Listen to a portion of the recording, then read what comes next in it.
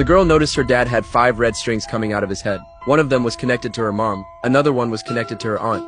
She innocently drew all these lines out on paper. Her mom had already suspected something was going on between her husband and her sister. When she saw her daughter's drawing, she completely lost her mind.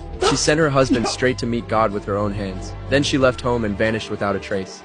As the girl grew older, Ellie slowly started to understand what the lines actually meant. They connected people who had slept together. Some people were only connected to one person. Others were basically connected to half the city. Even scarier, Ellie was the only one who could see these secrets. But she quickly realized this ability could get her killed. So she chose not to look and not to speak. She even tried to stop breathing just to escape from it. But every time she failed, until one day she made up her mind. If she couldn't die, then she'd figure out where these lines came from. She'd find the one who created them. She was going to find a way to make it all go away. Just then there was a knock at the door. A new neighbor had just moved in, bringing some fruit to say hi. Ellie hid inside her apartment and didn't say a word. The neighbor told her to make sure she ate the fruit before it went bad, then left. That night, the news reported another murder. The reporter mentioned this happened right in Ellie's neighborhood. It was the 3rd case of a woman living alone getting killed. The police had made no progress. The case was stuck.